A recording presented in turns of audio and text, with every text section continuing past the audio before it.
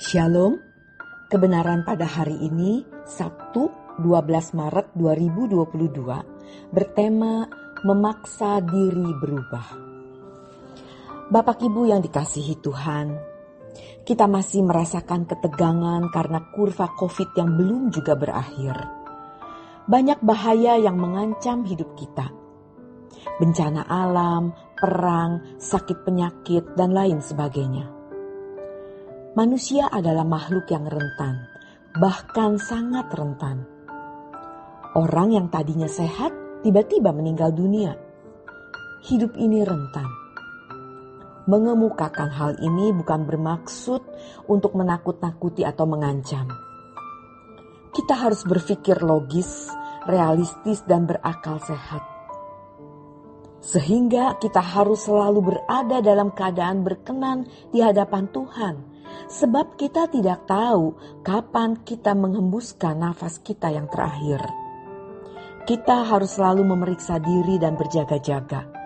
Supaya setiap saat kalau kita meninggal dunia, kita didapati benar-benar berkenan. Dan itu bisa kita usahakan. Bukan sesuatu yang tidak bisa kita capai. Ini bukan sesuatu yang bersifat spekulatif atau gambling.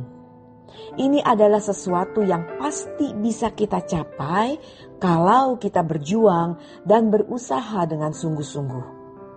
Itulah sebabnya kita harus memberi waktu untuk berdoa dan mendengarkan firman Tuhan. Tujuannya agar kita menjadi manusia sesuai yang dikehendaki Allah.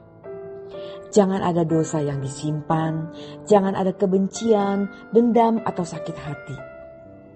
Kita bisa mengenali keadaan kita kalau kita sungguh-sungguh mau mengenalinya. Roh Kudus pasti akan memberi kita pengertian. Allah tidak memaksakan kehendaknya kepada kita untuk kita lakukan. Allah menghendaki kehendaknya untuk dilakukan, tetapi Allah tidak memaksa. Kita masing-masinglah yang harus memaksa diri kita sendiri untuk hidup seturut kehendak Allah secara terus-menerus. Bapak Ibu, kita yang harus memaksa diri kita sendiri untuk berkeadaan berkenan di hadapan Tuhan secara terus-menerus. Dan akhirnya nanti secara otomatis kita dapat melakukan segala sesuatu selalu sesuai dengan kehendak Allah sebab sudah menjadi irama hidup kita. Namun selama belum menjadi irama hidup kita, selama belum menyatu dalam diri kita, kita yang harus memaksa diri kita. Paksa diri kita untuk tidak berbuat salah, sekecil apapun itu, dalam hal apapun. Jadi, apa kata orang tentang kita, baiklah kita diam. Karena pada akhirnya kita semua akan ada di pengadilan Tuhan.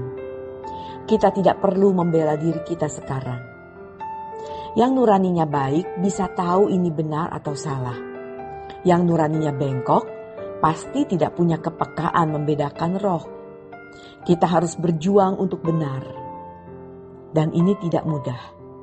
Kita harus memaksa diri kita untuk benar. Memaksa diri kita untuk berkenan di hadapan Tuhan. Memaksa diri kita untuk hidup suci. Memaksa diri kita untuk hidup tak bercacat, tak bercela. Yang nanti semua itu akan menjadi irama yang otomatis. Kesucian itu mestinya bisa menjadi irama. Melakukan kehendak Allah itu menjadi irama. Tapi yang pertama kita harus memaksa diri kita dulu. Sebab tujuan keselamatan kita itu sebenarnya adalah perubahan hidup. Agar kita bisa berpikir, berperasaan, berperilaku sebagai anak-anak Allah. Dari kodrat dosa ke kodrat ilahi. Yang secara otomatis cara berpikir, berperasaan kita seperti Tuhan. Dan kita selalu sesuai dengan kehendak Tuhan. Ini namanya benar-benar berstatus sebagai anak-anak Allah atau anggota keluarga kerajaan Allah. Bapak Ibu, seharusnya kita tidak melakukan hukum karena perintah. Memang pada mulanya dipaksa begitu, tapi lama-lama jadi irama. Yang kalau di dalam Injil diistilahkan sebagai perubahan cara berpikir. Ini perlu kerja keras supaya benar-benar kita bisa mengalami perubahan kodrat. Sampai secara otomatis kita bisa mengampuni musuh. Otomatis tidak marah yang tidak perlu. Otomatis kita tidak bisa genit lagi. Otomatis tidak tertarik dunia. Tapi hari ini mungkin kita masih berkata, dunia bagus sekali. Atau ketika kita melihat barang bagus, kita berkata dalam hati, kalau punya ini pasti menyenangkan. Kita harus jujur dan sadar bahwa kita selama bertahun-tahun sudah terbiasa dengan cara berpikir dan gaya hidup dengan segala hasrat dan nafsu-nafsunya yang meleset. Walaupun itu bukan pelanggaran moral yang memalukan, tapi sejatinya kita tidak berada dalam ketepatan standar kesucian Allah. Tidak mudah, bukan sesuatu yang mudah untuk merubah karakter atau kebiasaan hidup ini. Itulah sebabnya di dalam Injil Matius 11 ayat 28 dikatakan, marilah kepadaku semua yang letih lesu dan berbeban berat. Allah akan memberi kelegaan kepadamu. Bapak Ibu, ayat ini bukan untuk semua orang. Bukan untuk yang letih lesu karena belum dapat jodoh, kesepian, tertindas terus, belum punya rumah, dan lain sebagainya. Memang keadaan sulit bisa menggiring kita ke Tuhan. Letih lesu dan berbeban berat di sini adalah letih lesu dan berbeban berat di mana seseorang membutuhkan Tuhan untuk belajar. Kalau kita membaca konteksnya di sini adalah hal rohani bagi orang kecil. Sebagaimana ditulis dalam Matius 11 ayat 25, karena semuanya itu engkau sembunyikan bagi orang bijak dan orang pandai, tetapi engkau nyatakan kepada orang kecil. Kata kecil di sini berasal dari bahasa aslinya nepios, yang berarti orang tulus yang mencari kebenaran.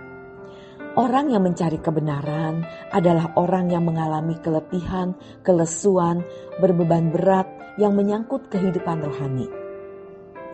Bapak Ibu, kalau hari ini pengertian kita tentang letih lesu terkait dengan pemenuhan kebutuhan jasmani, kita salah. Sebab maksud kedatangan Tuhan Yesus bukan untuk itu. Sampai di sini kebenaran firman Tuhan pada hari ini. Tuhan Yesus memberkati kita.